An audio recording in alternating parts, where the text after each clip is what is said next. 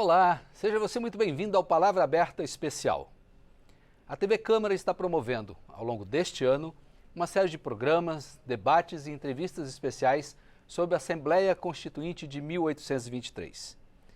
Para muitos historiadores, ela marca o início do parlamento efetivamente brasileiro, pois, pela primeira vez, deputados eleitos trabalharam para redigir uma Carta Magna com um novo ordenamento jurídico para o Brasil, então recém-independente de Portugal. Numa série de programas especiais do Palavra Aberta, vamos conversar agora com os deputados federais que integram a comissão especial criada pela Presidência da Casa para as comemorações dos 200 anos do Parlamento. Eu sou William França e no programa de hoje a palavra será do deputado federal Arlindo Quinalha, que representa o PT pelo Estado de São Paulo e está em seu 7º mandato aqui na Câmara Federal. Aliás, foi o presidente desta casa entre 2007 e 2009. É médico, formado pela Universidade de Brasília e especialista em saúde pública pela Universidade de São Paulo. Foi presidente do Sindicato dos Médicos de São Paulo. E durante o processo da Constituinte de 1987, foi membro da Direção Nacional da Central Única dos Trabalhadores, a CUT, cargo que exerceu de 1983 a 1994. Na época, também presidiu o Sindicato dos Médicos do Estado de São Paulo e foi vice-presidente da Federação Nacional dos Médicos. Para ficar apenas nessa área sindical, nós podemos afirmar que a participação da CUT durante a Constituinte foi marcada por uma intensa mobilização e pressão política em prol dos interesses dos trabalhadores. A central sindical tinha como objetivo principal assegurar que a nova Constituição garantisse direitos trabalhistas e sociais mais amplos e justos para os trabalhadores brasileiros. Deputado Arlindo Quinalha, seja muito bem-vindo ao nosso Palavra Aberta Especial. Bom, eu que agradeço pelo convite e queria fazer um primeiro registro. Quando da convocação da Assembleia Constituinte por parte de Dom Pedro I, ainda não havia sido proclamada a independência. Mas naquele processo, quando ela foi convocada em junho, chegou em setembro, que todos sabemos, foi proclamada a independência do Brasil. E ela foi instalada no dia 3 de maio de 1823. E é correto dizer que nós estamos comemorando 200 anos do Parlamento, porque, digamos, o Congresso Nacional veio depois. E a instalação no dia 3 de maio foi uma data escolhida a dedo, porque se acreditava que a descoberta do Brasil teria ocorrido no dia 3 de maio, dia de Santa Cruz, né? E não 22 de abril, que a gente normalmente tem como a data oficial. E que deve ser mesmo, porque ali era o calendário gregoriano. Então, aí se considerou o 3 de maio. Então, ali, como se diz, nada foi por acaso. Então estamos certos nos 200 anos, e nesses 200 anos de parlamento, a gente teve uma participação muito importante de inúmeros deputados, e o senhor faz parte desse rol. O senhor dirigiu esta casa aqui durante um biênio, e o senhor participou diretamente, efetivamente nas atividades da Constituinte de 1987. O senhor veio aqui, o senhor não era constituinte, mas o senhor participou como representante dos médicos naquela época, é isso? Sim. Antes, eu acho que é bom relembrar uma efeméride. A Constituição instalada em 3 de maio de 1823, ela teve os trabalhos e a sua própria extinção em novembro daquele mesmo ano. E, eu diria, não é mera coincidência por exigência dos militares à época.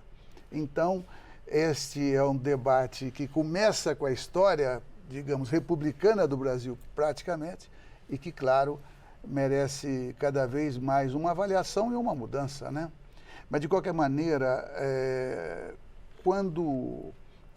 no processo que antecedeu a Constituinte, teve, por parte da área da saúde, a 8ª Conferência Nacional de Saúde, e que deu grandes contribuições para a formulação da própria Constituição. Eu começo por aí porque, na minha percepção, o capítulo que diz respeito, digamos, à seguridade social, e seguridade é saúde, é previdência, é assistência social, seguramente foi uma das mais belas páginas que a Constituição assimilou, né? Desta de 1987. Exatamente, e que foi promulgada em 88, né? E como você registra, ali nós vivíamos um processo pós-ditadura no Brasil, onde houve a ascensão das lutas populares. E o movimento sindical, e foi, digamos, com essa percepção que eu fui para o movimento sindical, era, eu diria, o passo mais importante nessa organização. Isso não exclui outros movimentos, mas eu sempre acreditei e mantenho essa opinião que o movimento sindical foi o polo que mais aglutinou naquele momento um poder de pressão. Por quê?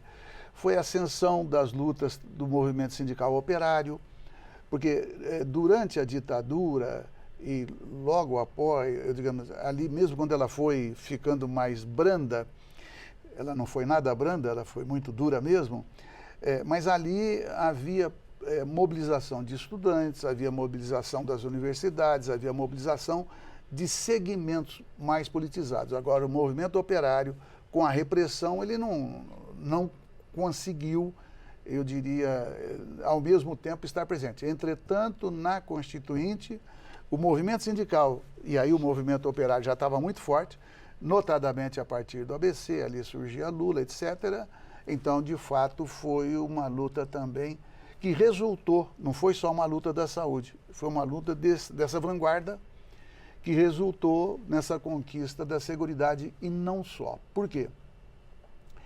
Ali o que estava também acontecendo? Os órfãos da ditadura, né, perceberam que era difícil defender as questões como era até um passado relativamente recente do Brasil. Entretanto, eu diria, esse segmento, exceto um ou outro bolsão, digamos, de extrema-direita, eles entraram no jogo democrático. Ali, inclusive, registre-se, surgiu o nome Centrão, que foi exatamente o contraponto àquele movimento progressista em ascensão, que resultou numa boa Constituição. E o Centrão, então, óbvio que defendia seus pontos de vista, mas teve a sensibilidade já naquela época de haver negociação entre o Centrão e aquele polo progressista. Que o Centrão também trazia muito da ala, vamos assim dizer, conservadora e tradicional, não é isso? Sim. Não, muitos deles estiveram no poder ou apoiaram o período da ditadura. Por isso que eu estou registrando. Mas eles também perceberam a mudança do país.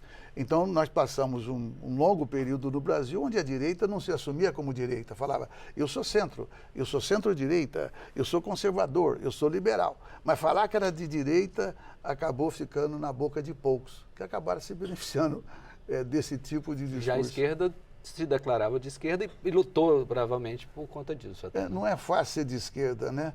Então, às vezes, muita gente se anuncia como, mas eu diria, na política acontece muito, né? Entre aquilo que você parece ser e aquilo que de fato cada um não raro tem uma distância, né? Isso. Essa participação importante que o senhor narrou agora há pouco, dos trabalhadores organizados, dessa questão de interesses conversados, isso se a gente voltar lá para 1823, a sociedade à época era completamente diferente, mas isso não aconteceu, né? Na verdade, só os senhores, porque os deputados constituintes de 1823, eles eram praticamente os senhores de donos de terra, né? Eles foram eleitos por uma constituinte que prevaleceu quem tinha poder e prestígio. Né? A grande maioria, inclusive, tinha curso superior. Então, podemos dizer assim, numa palavra, ali era a elite da sociedade. Literalmente a elite. A elite. Intelectual, podia não ser exclusiva, mas ali tinha uma intelectualidade importante. E muitos deles participaram das cortes portuguesas. Então, quem, de certa maneira, quando da instalação da Constituinte de 1823, tinha um destaque, era parte deles aqueles que também militaram nas cortes portuguesas, porque nós éramos aqui, obviamente, ainda um futuro país, mas ainda dependente das decisões em Lisboa. Enfim, portanto, ali, e houve ruptura, né? Então, por exemplo, os Andradas, eles acabaram sendo presos e deportados e tinham uma participação até um determinado momento no governo de Dom Pedro I. Então, assim, houve mais enfrentamento, talvez, do que nos momentos decisivos.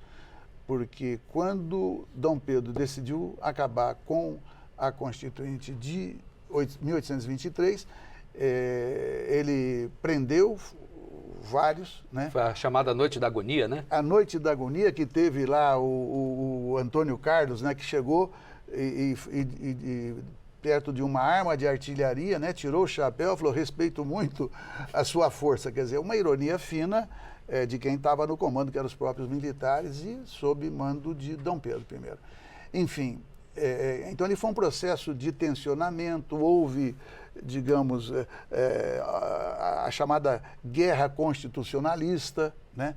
Então, quando Dom João VI pensava em voltar para o Brasil, um dos motivos que, segundo historiadores, ele não voltou foi quando a Bahia, por exemplo, entrou na guerra constitucionalista. Enfim, então é um processo de muita ebulição, sempre tem, claro, negociações, conversas, e não necessariamente, digamos, o resultado é risonho, como foi o caso, extinguiram e prenderam vários e deportaram 6.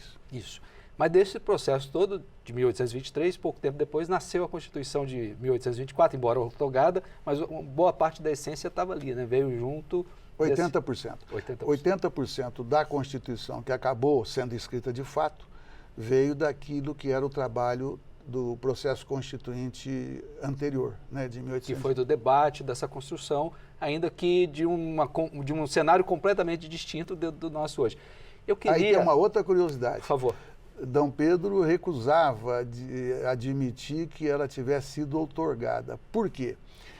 Antes da instalação do Parlamento Brasileiro, houve inúmeras câmaras de vereadores pelo Brasil, que surgiram antes.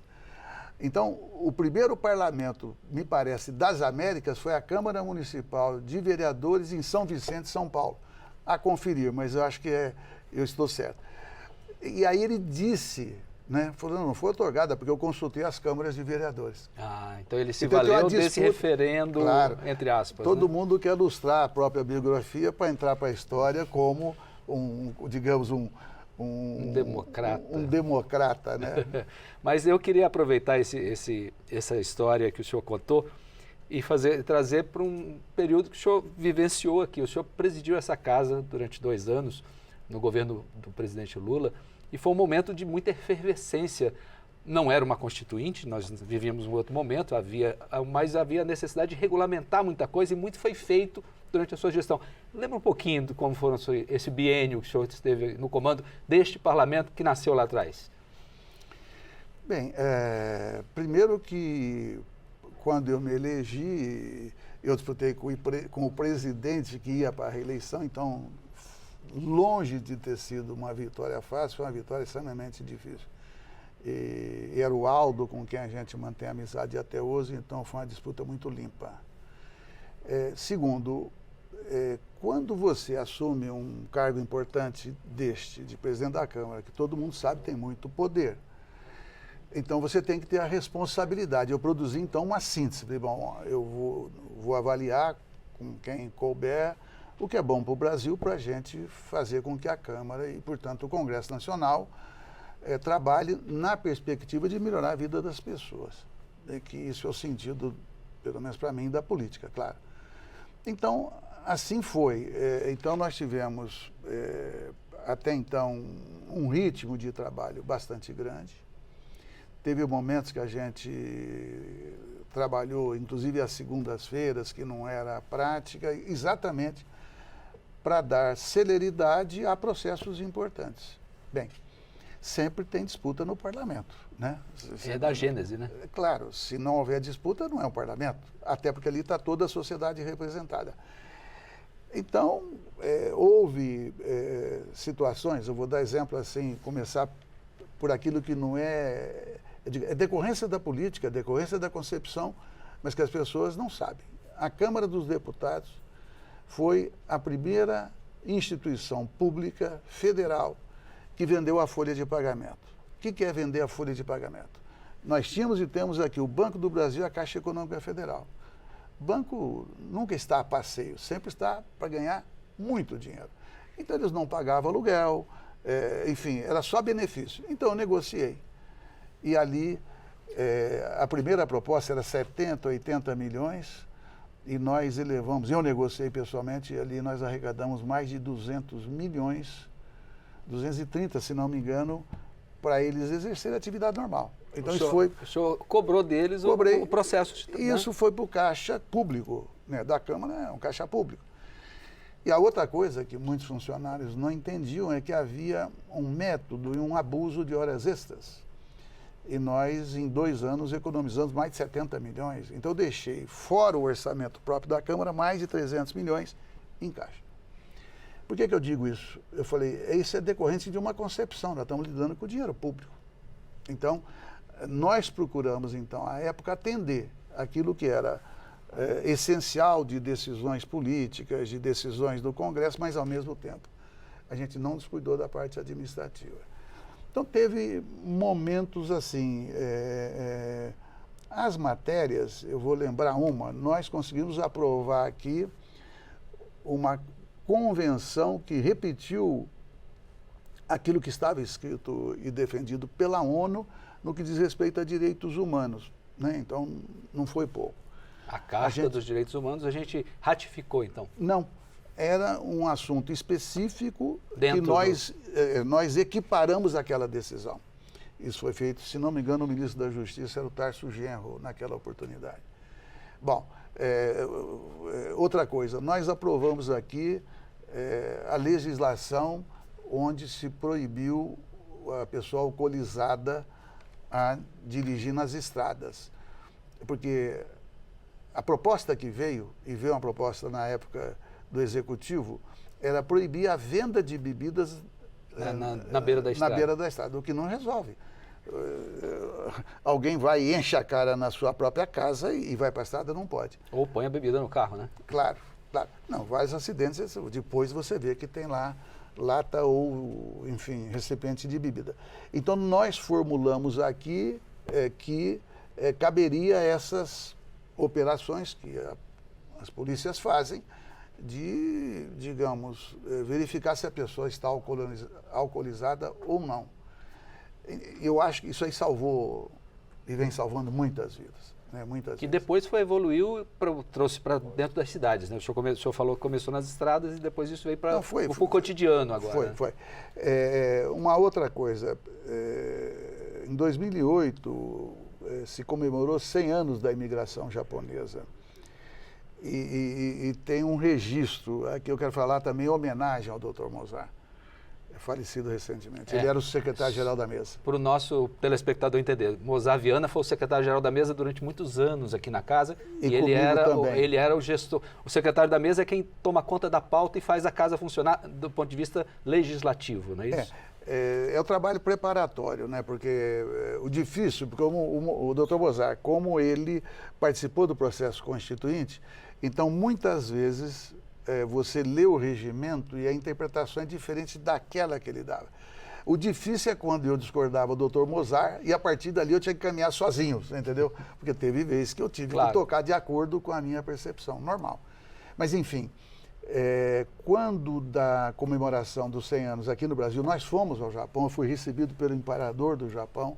Uma deferência, hein? Muito grande, muito grande. Aí aqui veio o príncipe herdeiro, que é o atual imperador do Japão. O Akihito? Isso, ele era o príncipe herdeiro. E ali, conversando com o Dr. Mozart, nós queríamos fazer uma cerimônia, né?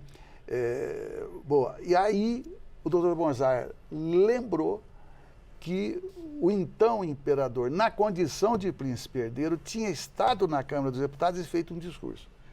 Aí, eu decidi, junto com o Mozart, e nós colocamos, quando o príncipe herdeiro foi falar, quando tocou o hino brasileiro, o hino japonês, nós colocamos o discurso do pai dele. Então foi assim um momento de muita emoção, né? Enfim, uma surpresa muito grande para ele. Foi. Eu lembro que foi a Câmara se envolveu muito nesses 100 anos da imigração japonesa. Foi. E tem outra coisa, o AI-5 ele foi decretado em 1968. Em 2008, então, fez 40 anos. Para dizer que nós comemoramos coisas assim dessa natureza, que envolve a história de cada povo e a parte afetiva até. Mas nós também fizemos aqui uma cerimônia para registrar, não se comemora, né? Mas nós fizemos aqui uma cerimônia com referência aos 40 anos do AI-5. E convidamos o então presidente do Supremo Tribunal Federal, Gilmar Mendes.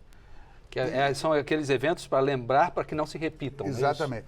Não, e aí, veja, o ministro Gilmar Mendes, então presidente, ele tem um perfil político, ideológico, né? E eu então fiquei com a curiosidade. Eu sabia o que eu ia falar, mas não sabia o que ele iria falar.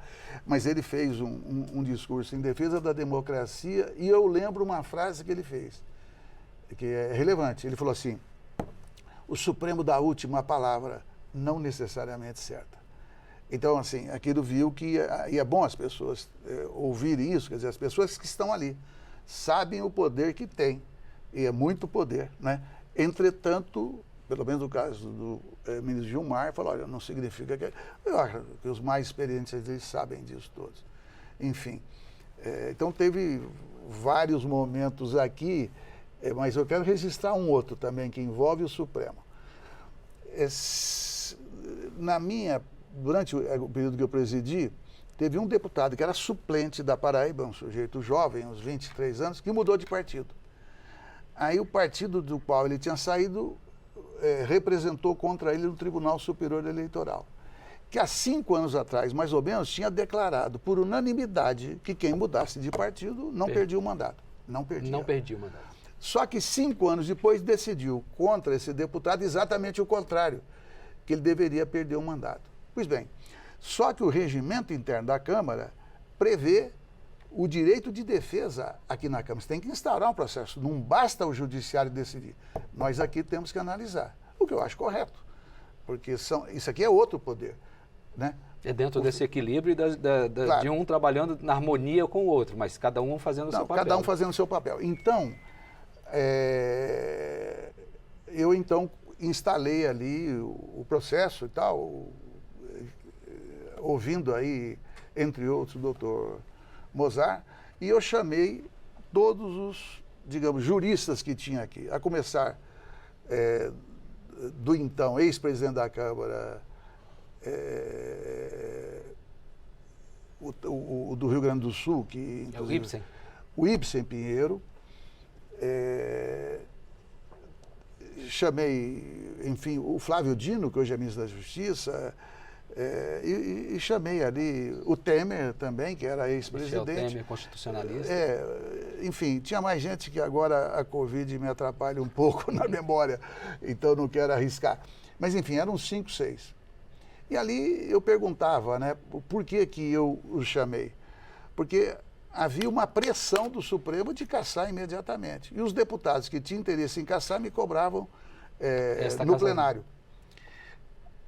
E eu, então, não estava cumprindo com aquilo que o Supremo estava anunciando como uma ordem. Eu não ia cumprir. Mas com cada um que eu fui falando, então o Flávio Dino falou assim, olha, presidente, o senhor tem que ver o primeiro e o último passo, ou seja, ele lavou as mãos. O próprio Mozart falou, olha, agora não tem jeito. Zé Eduardo Cardoso, olha, não dá. E Temer, a mesma coisa. Eu fui ficando cada vez mais isolado. Até que chegou o Ibsen Pinheiro. E falou assim para mim, olha, presidente, para sentar nessa cadeira aí, pode... Porque ele tinha sido presidente, né? Sim. Ele falou assim, pode não ter esta ou aquela qualidade, mas tem uma que não pode faltar, que é a coragem. Aí eu me apoiei naquilo que eu senti com estímulo, falei, bom, o que o Supremo vai fazer comigo, né? Mas teve embates públicos, eu não vou dar o nome do ministro, que ele deu uma entrevista, acho que para o Estado de São Paulo, e falou, o ministro relator, né? O que o senhor acha? Que tá? Ele falou, já devia ter cassado. Aí, os deputados que tinham interesse foram me cobrar. Aí eu respondi da cadeira da presidência. Eu falei, peço ao ministro que se acautele, porque se tiver que fazer o debate público, saberei fazê-lo. No dia seguinte, ele falou, não sei o que eu fiz e tal, mas sabe o que eu sabia? Que o relator que me cobrava uma decisão de cassação em 2 semanas, ele tinha ficado 6 meses em cima do processo.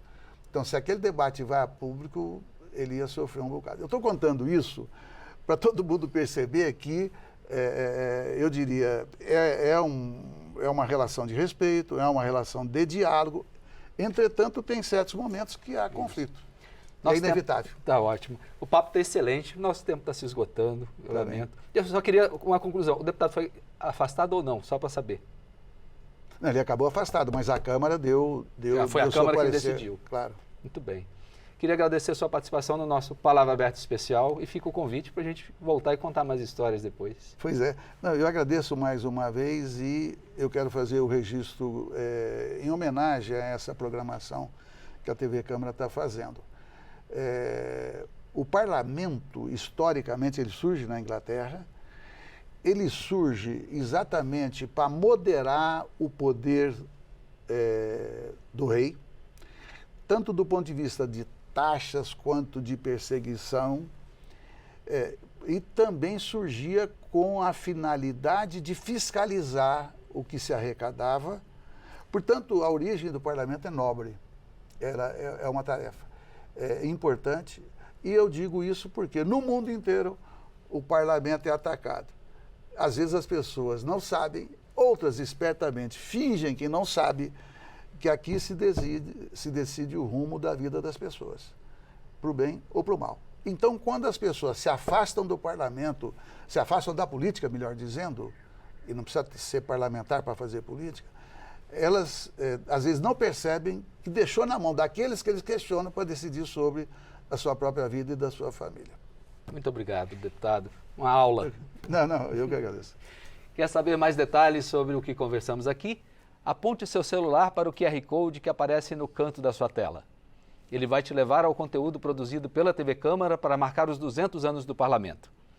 Sobre todas as outras discussões aqui da casa, acesse o nosso portal na internet, câmara.leg.br. Para rever esta entrevista, busque o canal da Câmara no YouTube. Novamente, muito obrigado por sua atenção.